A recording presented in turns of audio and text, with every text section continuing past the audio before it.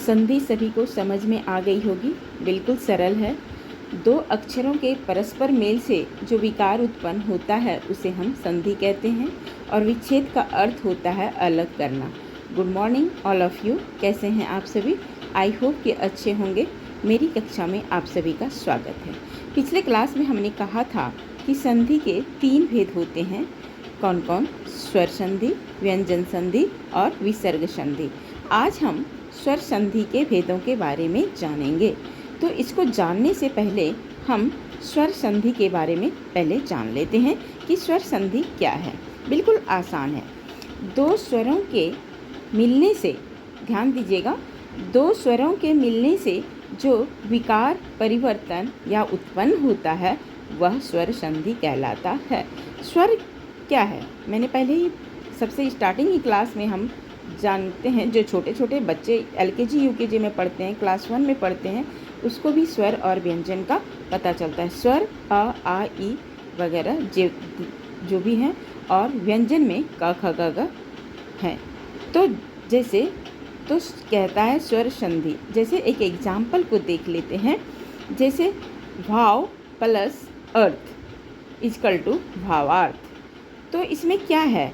भाव, इसका अ प्लस फिर आखिरी में लेते हैं तो व के पीछे अ साइलेंट है, और प्लस अ स्टार्टिंग इसके आरंभ का लेते हैं तो अर्थ से भी अ, तो जाके भावार्थ हुआ। यानी अ प्लस अ मिलके, दोनों मिलके क्या बना?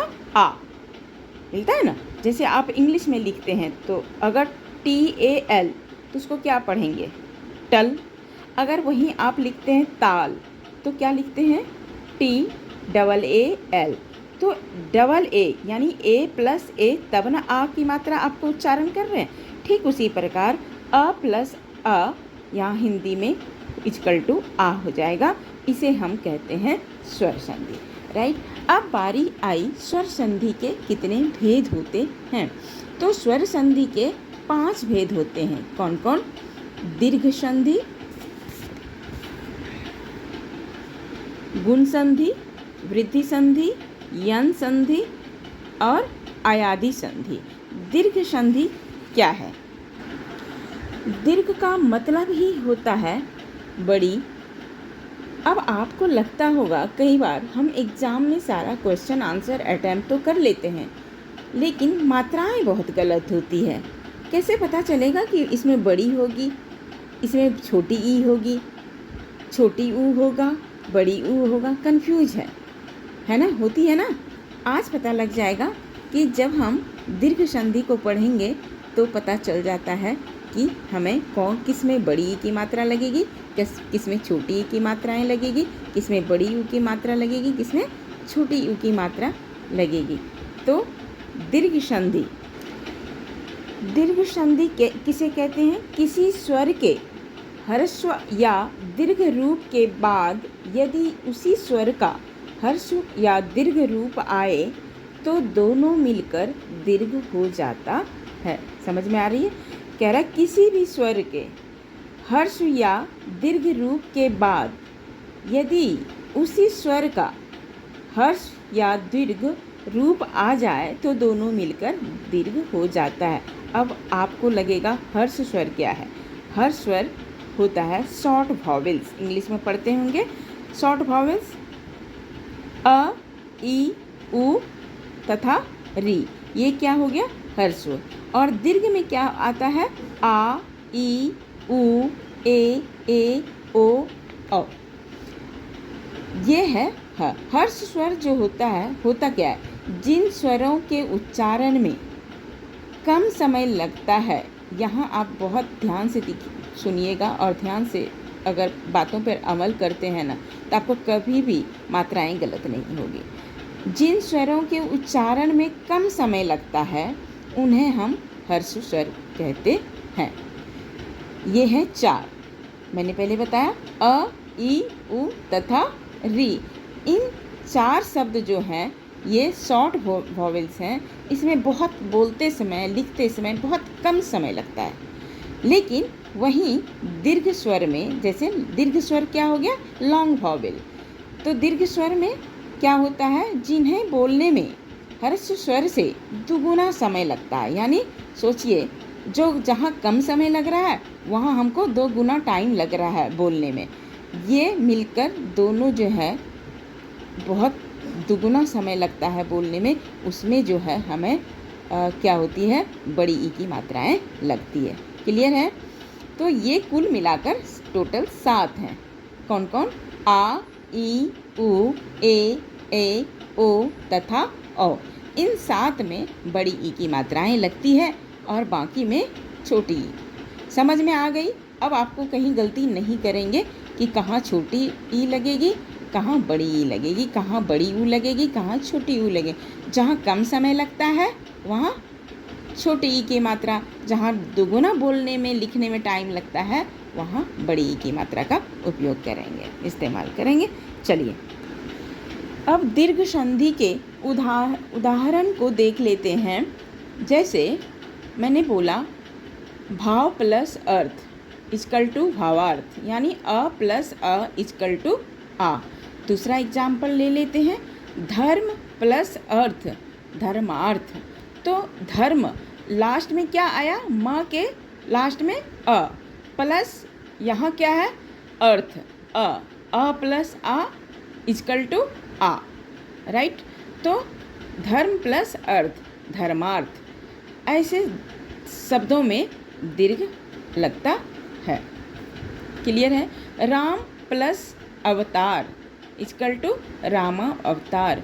राम क्या है, माँ के लास्ट में क्या है, आ मिल के रामावतार हो गया। मतलब इसका मतलब है कि अ प्लस आ, यानी इसके बड़ी ई की मात्रा लग रही है। दीर्घ का मतलब होता है बड़ी मात्राएं। क्लियर है? आ जहाँ लगे, ई उ, ये हो गया दीर्घ। इतना याद रख लीजिएगा कि दीर्घ संधि हो गया आ, ई, उ, यानी तीनों जो है बड़ी मात्राएं लगती है। जैसे भी आप लिखते हैं ना रवीश, अब रवीश में क्या लिखते हैं, र व बड़ी ई की मात्रा लिखते हैं, स लिखते हैं, तो क्या हो गया, र वी, तो ये क्या हो गया, दीर्घ संधि, राइट। चलिए इसके बहुत हैं एग्जाम्पल, इतना तो हम नहीं दिखा सकते हैं। जैसे 1-2 ले लेते हैं इससे। जैसे विद्या प्लस अर्थी। अब अर्थी में क्या आ रहा है, बड़ी ई की मात्रा आएगी ना, तो या में आ की मात्रा है, तो क्या आ रहा है, आ रहा है, प्लस अर्थी अ, आ प्लस अ, तो क्या हो गया, यहाँ या आ हो गया ना, आ प्लस अ इक्वल टू आ, तो क्या हो रहा है, विद्या। या जो है ना ये बड़ी हो गई, इसलिए दीर्घ संधि ऐसे ही शब्दों में आपको पता चल जाएगा। चलिए अब बढ़ते हैं, नेक्स्ट है गुण संधि। गुण संधि क्या है, जब अ प्लस आ के आगे ई, उ, बड़ी ऊ तथा री आते हैं तो क्रमशः ए और ओ और अर हो जाते हैं, तो गुण संधि कहलाते हैं। गुण संधि क्या कह रहा है, इतना ध्यान देने की ज़रूरत नहीं है, सिर्फ इतना याद रखिएगा, ए, ओ और अर जहाँ हो जाते हैं वहाँ गुण संधि हो जाते हैं। कैसे, एग्जाम्पल को देख लेते हैं। जैसे नर प्लस इंद्र, नर plus Indra equal to Narendra. यहाँ क्या आ गया, नर आ गया, इसका मतलब इसके अंदर छिपा हुआ है क्या, अर। मैंने बोला ना कि ए और ओ प्लस अर तीनों अगर आ जाती है तो इसे गुण संधि कहलाती है। तो नर आ गया, इसमें अर हो गया, प्लस इंद्र, इंद्र में क्या हो गया, द्र, स्टार्टिंग क्या है, ई, तो ए की मात्रा आ रही है ना, तो यहाँ ई के आगे जो क्या हुआ है, छिपा हुआ है ए, यहाँ ए ओ अर ये तीन अगर जहाँ आ जाती है तो वहाँ गुण संधि हो जाती है। जैसे नर में अर आ गया, लास्ट में देखना है और स्टार्टिंग में, प्लस ई का क्या हो जाता है, क्या बोला था, जब आ के आगे ई, छोटी ई, बड़ी ई, छोटी ऊ, बड़ी ऊ तथा री आते हैं तो क्रमशः अक्सर ऐसा हो जाता है। क्या हो जाता है, ए, छोटी ए प्लस ओ प्लस अर। तो यहाँ अर आ गया तो यहाँ क्या आ रहा है, ई, तो इसके आगे आ रही है ना ई, तो इसका क्या हो जाएगा, ए, तो क्या हो जाएगा, नरेंद्र। ठीक उसी प्रकार सुर प्लस इंद्र, तो अर प्लस ई आ रहा है, छोटी ई आ रही है तो ई के जगह क्या आ जाएगी, छोटी ए, तो इजकल टू सुरेंद्र, यानी अ प्लस ई इजकल टू ए, राइट। चलिए अब बढ़ते हैं तीसरा, वृद्धि संधि। वृद्धि संधि क्या है, वृद्धि संधि में बड़ी संयुक्त मात्रा, राइट। तो बड़ी संयुक्त मात्रा, संयुक्त मतलब क्या होता है, ज्वाइंट होता है ना। तो अब इसमें क्या कह रहा है, जब आ का ए, छोटी ए, बड़ी ए से मेल होने पर ए तथा आ का ओ और औ से मेल होने पर औ हो जाता है तो इस मेल को वृद्धि संधि कहते हैं।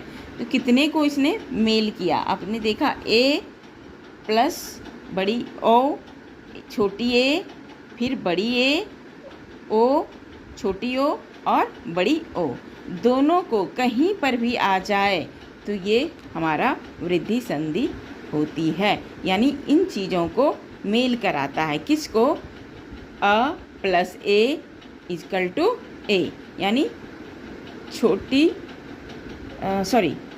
अ, बड़ी ए, आ, ओ, औ के मेल होने पर जब औ आ जाता है, ध्यान से देखिएगा, तो उसमें ए आ जाती है, कौन, ए, बड़ी ए, इस मेल को वृद्धि संधि कहते हैं। आइए एग्जाम्पल को देख लेते हैं।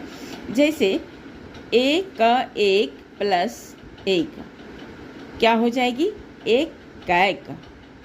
तो क्या देखा आपने, क के लास्ट में क्या है, स्वर अ, प्लस स्टार्टिंग क्या है, छोटी ए, तो अ प्लस क्या मिला, ए, तो क्या हो गया, बड़ी ए।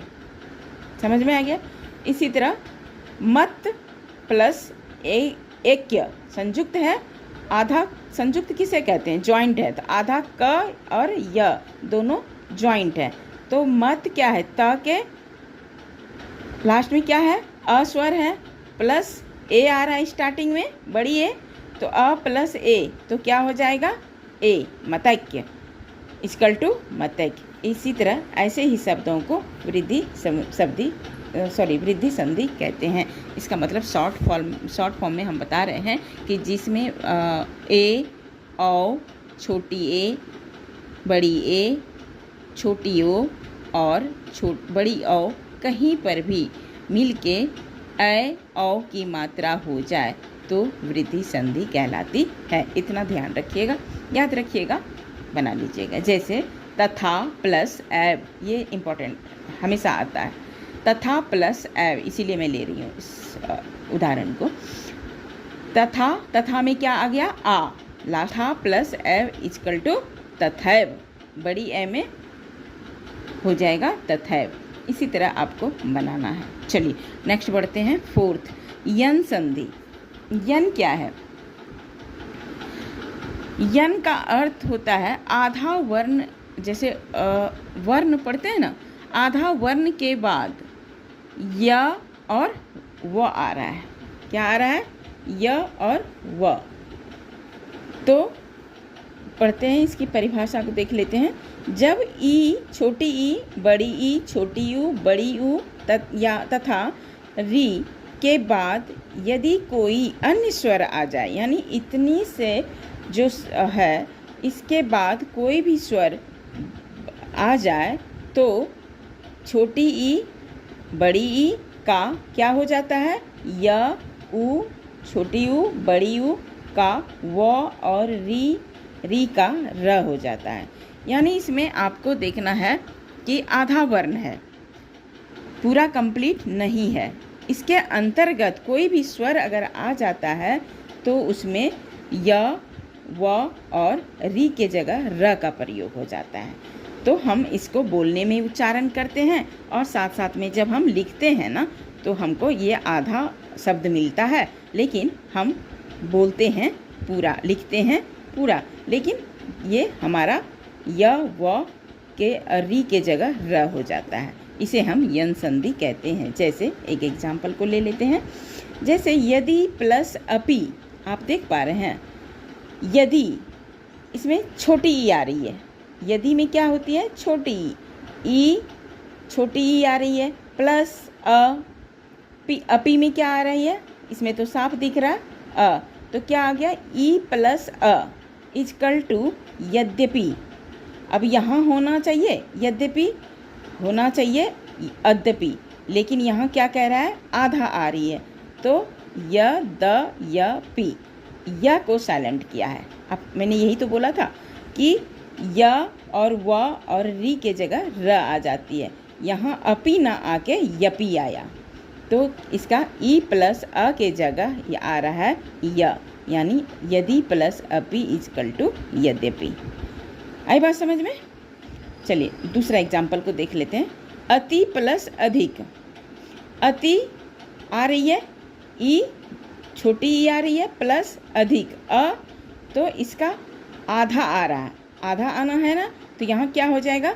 अत्य, तय संयुक्त, यहाँ संयुक्त आ रहा है अत्यधिक, तो क्या आ गया बीच में? य। तो आपने देखा ई और अ के जगह अगर य आ जाए, री के जगह र आ जाए, उ के जगह व आ जाए तो हम इसे यन संधि कहते हैं, यानी आधा शब्द आ रहा है। आई बात समझ में? क्या आपको याद क्या रखना है? सिर्फ ऐसे ही रखना है, ई, छोटी ई बड़ी ई के जगह य आ जाना चाहिए, छोटी ऊ बड़ी ऊ के जगह व आना चाहिए, और री के जगह अगर र आ जाता है तो वह यन संधि कहलाता है। इतना आपको याद रखना है। नेक्स्ट पढ़ते हैं नंबर 5, अयादि संधि। वाह, अयादि संधि इसी से आ रहा है। देखिए अया, अया प्लस दी, विच्छेद हो गया ना। अय, अय आ रहा है, अय ए का आय, ओ का अब और औ का आव हो जाए, जहाँ वहाँ अयादि संधि कहते हैं। कब पता चलेगा? जब छोटी ए बड़ी ए, छोटी ओ बड़ी ओ के बाद कोई भी अन्य स्वर, दूसरा स्वर आ जाए तो क्या ध्यान रखना है, क्या याद रखना है आपको? ए का ऐ हो जाता है, छोटी ए का ऐ हो जाता है, बड़ी ए का आय हो जाता है, और छोटी ओ का अब हो जाता है, और बड़ी ओ का आव हो जाता है। इन स्वरों के मेल को अयादि संधि हम कहते हैं। क्लियर है? चलिए जैसे एक एग्जाम्पल लेते हैं। ए ने प्लस अन, अब ने में क्या आ रही है? ए, छोटी ए आ रही है, प्लस अन, अ का, अन का अ आ रहा है, ए प्लस इक्वल टू क्या हो जाएगा? ए। इसी तरह से प्लस अन इक्वल टू सयन, इसका मतलब है इसमें ए आ रहा है। तो दूसरा एग्जाम्पल है नय प्लस अक इक्वल टू नायक, तो इसमें क्या आ रही है? नय, बड़ी ए प्लस अ इक्वल टू आय। इसी तरह आपको बनाना है, जैसे पौ प्लस अक पावक, तो औ प्लस अ, इसमें अक में आ रहे, तो क्या आ रही है? आओ। तो सिर्फ आपको इसमें याद रखना है कि ए का ऐ हो जाता है, छोटी ए का, बड़ी ए का आय हो जाता है, छोटी ओ का अब हो जाता है, और बड़ी ओ का आव आ जाता है, तो इसे हम अयादि संधि कहते हैं। आज की क्लास यहीं ख़त्म करती हूँ। एनीवेज कोई भी संदेह होगी इस क्लास के दौरान तो कमेंट के माध्यम से आप पूछ सकते हैं। व्यंजन संधि और विसर्ग संधि की जानकारी हम अगली कक्षाओं में देंगे। तब तक के लिए आज के लिए इतना ही। तब तक के लिए take care and bye bye.